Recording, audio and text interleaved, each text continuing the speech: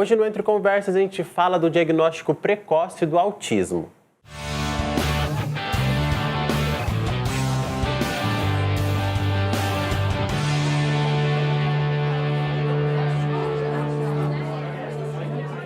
E para falar mais sobre esse assunto e explicar um pouco para a gente, eu trouxe a Aline Penteado, que é fonoaudióloga e especialista em autismo. Aline, seja bem-vinda. Obrigada pelo convite. Aline, para começar, explica para a gente quais são as características do autismo. Então, assim, o autismo é um transtorno de desenvolvimento infantil, que nós chamamos de transtorno neurodiverso, e a criança, desde muito cedo, ela começa a apresentar alguns sinais. Os principais deles são isolamento social, dificuldade no convívio com crianças ou com outras pessoas, até dentro de casa, com a própria família, dificuldade no contato visual, sinais repetitivos, então a criança começa a apresentar manias, ela começa a repetir sempre os mesmos gestos, necessidade de organizar coisas, por exemplo, objetos alinhados, alguns tipos de buscas sensoriais, então a criança pode demonstrar muita necessidade de carinho, de afeto, de segurar ela no colo desde muito bebê, e quando você solta a criança se assusta, chora muito. Ou ao contrário, uma criança que tem muita dificuldade ao toque, ela não aceita que as pessoas toquem nela, não consegue lidar com essas sensações, ela começa a demonstrar características de autismo.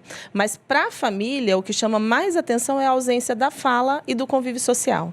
Então, quando a criança desde muito pequena começa a apresentar esses sinais de que essa fala não vem, tá tudo bem com a audição, essa criança escuta, já foi feito o teste da orelhinha e tudo. E, de repente, essa criança não consegue brincar com outras crianças de uma maneira usual, não usa os brinquedos da maneira com que as outras crianças usam, isso começa a chamar a atenção. E o isolamento social, as crises de birra, de nervoso, são muito constantes. Então, é bem fácil de começar a desconfiar de um autismo. Então, se os pais, no começo, começarem a colar esse quebra-cabecinha, são essas características principais. Isso, são as principais, e não quer dizer que toda criança que faça isso é autista. Então, nós temos que prestar atenção nas características e procurar ajuda de pessoas que são capacitadas para avaliar essas crianças. Então, procura um médico... De início, normalmente o pai pergunta para o pediatra, a mãe pergunta para o pediatra. Infelizmente, o pediatra, muitas vezes, ele não consegue, em uma consulta de 20 minutos, meia hora, detectar os sinais do autismo. E a gente tem ainda um grande desconhecimento sobre as características. Não, isso é um atraso de fala. Vamos esperar fazer 3 anos, vamos esperar para ver se fala. E essa espera, ela conta muito no tempo que essa criança perdeu de desenvolvimento. Então, assim, o importante é procurar ajuda médica. Normalmente, os médicos que fazem o diagnóstico são neuropediatras e psiquiatras infantis. Nós temos bons médicos em Maringá que fazem esse trabalho e eles conseguem direcionar, mesmo que não fechem o diagnóstico de autismo, eles direcionam para uma equipe tratar dessa criança, para começar uma intervenção precoce, que é o trabalho que a gente realiza e acredita que dá muito certo, porque às vezes aqueles sintomas que começaram a aparecer, eles começam a sumir também com o tratamento. Entretanto, se a criança for autista, esses sintomas vão permanecer por um tempo e se forem tratados bem cedo, a criança vai melhorando bem mais rápido. Então, o diagnóstico precoce ele é importante para desenvolver essa criança à sociedade e aos estímulos. Exatamente. Não, considerando o autismo, não uma cura, e sim uma melhora de vida. O autismo não tem cura, ainda não foi descoberta uma cura, nem como uma causa, né? O autista, ele vai ser autista a vida toda, só que os autistas têm total capacidade para conviver em sociedade, para frequentar escolas normais, são crianças que conseguem conviver com crianças neurotípicas tranquilamente, desde que elas sejam trabalhadas desde muito cedo. Entretanto, existem os níveis. Então, existe autismo mais leve, autismo moderado, autismo severo, e de acordo com esses níveis vem a necessidade de tratamento dessa criança e do número de intervenções e do tipo de intervenção que essa criança vai passar. E vocês fazem um trabalho super legal, né? Que é um trabalho multidisciplinar. Como que funciona? Na verdade, assim, hoje nós somos uma equipe de 13 profissionais. Eu comando essa equipe faz praticamente 1 ano. Lá nós temos terapeutas ocupacionais, fonoaudiólogos, psicólogos, nutricionista e outros profissionais da área de educação que trabalham junto com a gente. Esses profissionais, eles são treinados dentro do modelo DIR Floor Time, que é o método que eu aplico. Então, eu tenho uma certificação certificação para aplicar esse método, e a equipe trabalha supervisionada por mim e tem todo um respaldo de uma terapeuta ocupacional também que faz integração sensorial, para que a gente tenha todo o conhecimento para regular e organizar essa criança e desenvolver a terapia. Porque como no autismo existe um transtorno sensorial muito grande, o terapeuta ele precisa saber organizar essa criança, senão a criança não responde terapeuticamente. E um outro diferencial que a gente acredita muito é o suporte que a gente dá para a família. Então, assim, os nossos pais participam das terapias, eles têm livre acesso às salas, eles podem entrar, podem participar conosco, eles aprendem como lidar com essa criança em casa, o que facilita muito o dia a dia, e nós temos um suporte emocional para a família, porque é muito difícil, a gente espera um filho que venha com, vamos dizer assim, um funcionamento dentro do esperado. E quando essa criança começa a mostrar outros sinais, é muito difícil para os pais conseguirem lidar com isso. Então, a gente monta um planejamento em cima de tudo que a criança precisa, destina ela para as terapias necessárias e, junto com isso, a gente dá suporte para os pais. E tem sido muito legal porque o retorno e o desenvolvimento das crianças é muito mais rápido. E pensando no jeito que vocês lidam, cada caso é um caso, né? Não tem como usar uma fórmula para todos. Tanto que você fala do planejamento. Cada profissional dentro da sua área desenvolve aquela criança de forma individual. Isso, na verdade, o planejamento é individual. Até porque o modelo de intervenção que a gente trabalha acredita em características individuais. Que um autista ele pode ter sensibilidade ao som e o outro ter uma busca por intensidade sonora. Então, eu não posso manter o mesmo plano terapêutico para uma criança que é sensível a som e para uma criança que busca estímulo auditivo, porque eu vou desregular uma ou outra.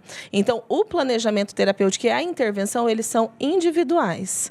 E a ideia é que esse bebê venha, ou essa criança venha, nós trabalhamos com crianças até de 1 aninho, muito pequenas, e que a gente consiga preparar essa criança para que quando ela vá para a escola, por exemplo, ela já consiga dar conta do tanto de intensidade sensorial que essa escola traz. Cheiro, movimento, som, outras crianças, choro, barulho. Então, assim, a gente prepara essa família e essa criança para a inserção dela na sociedade. E você falou da ajuda psicológica que vocês dão aos pais. É muito importante, né? Você falou que o pai, ele espera uma coisa e aquilo meio que ele não consegue se adaptar. Então, a adaptação não é só da criança, mas também do pai ao diagnóstico. Também. Nós acreditamos muito que as diferenças individuais, elas vêm do organismo da criança, como elas vêm do meio que ela vive. Então, uma criança que vive numa casa muito quietinha, muito sem som, uma criança que não pode pisar no chão, que está sempre de sapato, ela vai ter comportamentos sensoriais diferentes de uma criança que vivencia mais aqueles estímulos. Se essa criança está dentro do transtorno do espectro autista, é normal que ela já tenha essas sensibilidades. E a gente precisa que a família auxilie a criança a modular essas sensações. Então, antes falava assim, dessensibilizar. Não é dessensibilizar. É a criança saber usar mecanismos para que ela consiga regular. É uma modulação. E ela se sinta bem com o que ela sente. E não gere nela uma sensação de dor, de desconforto, de medo. E, para isso, os pais têm que entender o que essa criança sente. E, muitas vezes, isso é muito difícil, porque a gente não está preparado para uma criança que tem sensações diferentes.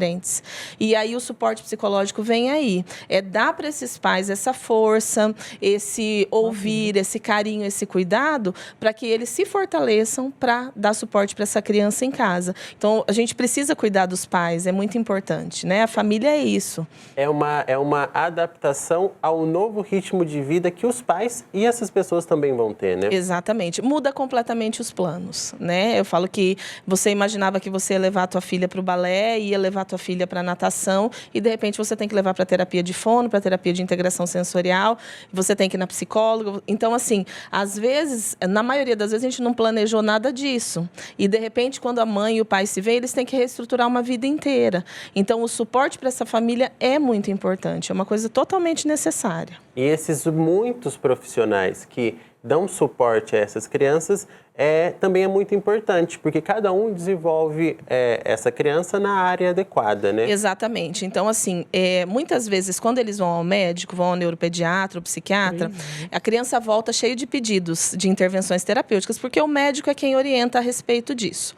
E a equipe em si, ela começa a ler os comportamentos dessa criança e ver também o que ela mais precisa naquele momento. Às vezes, ela vem com um pedido de 10 terapias diferentes e ela tem tem só 2 aninhos e ela não dá conta de tudo aquilo. E aí nós priorizamos o que é mais necessário. Por exemplo, uma criança muito desregulada, a gente prioriza o quê? Integração sensorial. Vamos organizar essa criança. Na equipe eu posso ter uma fono que consiga auxiliar na integração sensorial, porque nós trabalhamos em equipe e a terapeuta de integração sensorial orienta a outra terapeuta como regular aquela criança. Eu posso ter uma psicóloga que auxilie também, mas o foco é regulação. Quando a criança se regula, aí a gente vai trabalhar a parte emocional, a parte de linguagem, a interação social, mas ela tem que estar regulada para isso. Então, a equipe toda entende de regulação e de acomodação sensorial, orientado por essa terapeuta que, no caso, faz esse suporte para a equipe também. E por isso fica o pedido para os pais prestarem mais atenção e terem esse diagnóstico precoce para o desenvolvimento ser melhor. Sim, na verdade, assim, a gente nem espera o diagnóstico. A gente pede que a criança entre em intervenção terapêutica muito cedo. Existe uma questão de plasticidade cerebral, de poda neural, que muita gente fala a respeito disso, que não se sabe ainda se é verdadeiramente certo, não com 6 anos, com 7 anos, com 8 anos vai parar de aprender. A gente não acredita nisso. A gente acredita que existe um processo maior de aprendizagem, tanto motora como emocional, neurológica e de linguagem, até os 5, 6, 7 anos de idade, tá?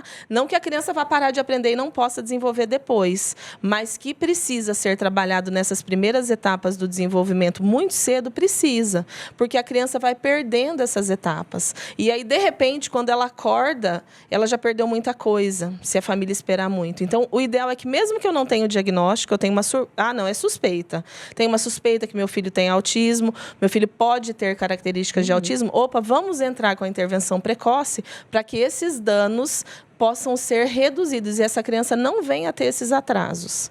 E, Aline, para quem quer conhecer mais seu trabalho e chegar a conhecer mais esse método também, como que faz? Nós estamos localizados na Rua Tupã, na Zona 4, número 25, é SensoriClean, o nome da clínica. O telefone 3346-8640. É uma clínica multiprofissional. Normalmente a pessoa precisa de um tempinho para agendar, a gente tem uma fila de espera, mas a gente faz questão de atender a todo mundo e dar suporte. Mesmo que a criança não possa entrar naquele momento em atendimento, a gente atende todo mundo, dá orientação para os pais do caminho que deve ser seguido, né? E tem uma equipe toda trabalhando em cima disso e nós temos conseguido uns resultados muito bonitos, assim, crianças que estão desenvolvendo muito bem, que têm dado resultados excelentes e que a família está muito feliz. Então, é só procurar pela Sensori, tem o Facebook também, SensoriClean Maringá, e ligar para a gente, aparecer lá, conhecer, as portas estão sempre abertas para quem quiser chegar até a clínica e vai ser atendido com certeza. Aline, muito obrigado pelas suas informações. Eu que agradeço. Obrigada. Terminamos mais um Entre Conversas e você continua mandando sugestões e conversando com a gente pelas redes sociais. Todas são TV Unicesumar, tanto Facebook, Instagram e também o YouTube. Um grande abraço e até o próximo Entre Conversas.